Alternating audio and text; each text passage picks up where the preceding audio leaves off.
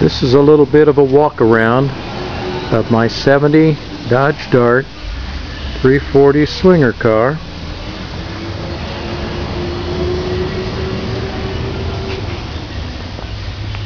As you can tell by the trim tag, this was an original 340 car, although it had an automatic from the factory.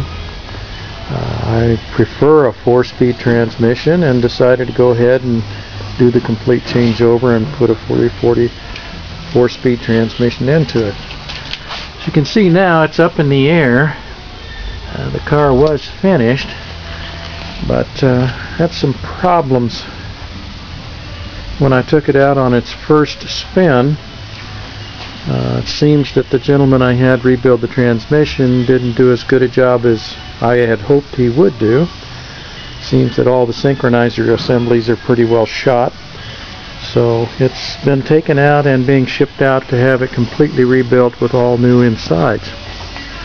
So hopefully it'll be back in a couple of days and be able to get it back into the car and get it out and enjoy it. This car came to me from Wisconsin. Originally had the engine in pieces sitting in the trunk, and the transmission, which was an automatic at the time, was sitting in the front seat.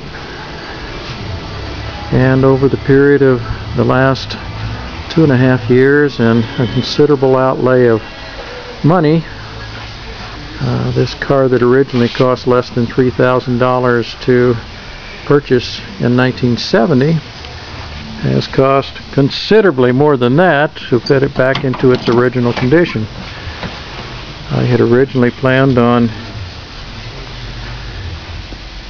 painting this car a bright yellow color from a Dodge truck and putting a black vinyl top on it and a black stripe and a go wing and a blackout hood and a number of other things, but these green colors, which seem to be specific to the late 60s and early 70s, kind of appealed to me in some strange way. So I decided to go back with the original colors, which are an F4 green body and an F8 green roof. There's vinyl top trim that separates the two colors, and that's the way it originally came from the factory. Now the interior is about half a dozen different shades of green.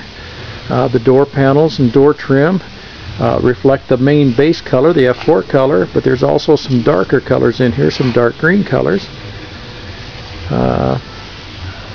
And the dash is several different colors of green as well. Dash pad's one color, the dash structure's another, the carpeting's a little darker, the seats are a couple of different colors of green. The seats haven't been finished yet. I'm waiting on the trim pieces, the chrome trim pieces from the chrome shop, so I can finish up the installation of the levers on the side here that raise the seats forwards and backwards, and also for the headrests, which are another color of green.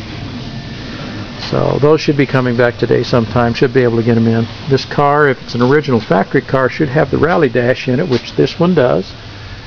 It has the 6,000 RPM tachometer that's mounted in the middle, along with the auxiliary accessory gauges on the side, which include a gas gauge, a temperature gauge, oil pressure gauge, and an alternator gauge, or an ammeter. This car was just a heater only car, and just an AM FM, or excuse me, just AM radio with the thumb wheel style radio. And it came also with the map light down here at the bottom. And it has factory style exhaust on it with the chrome tips in the rear. It has the rally wheels, although the tires have been upgraded to some BF Goodrich tires instead of just the factory E7014 tires. You can see the chrome tips in the back. This was a 1 year only with the single tail lights, although the Plymouth Scamp carried on that same rear bumper for a number of years. After this, they went to the split tail lights.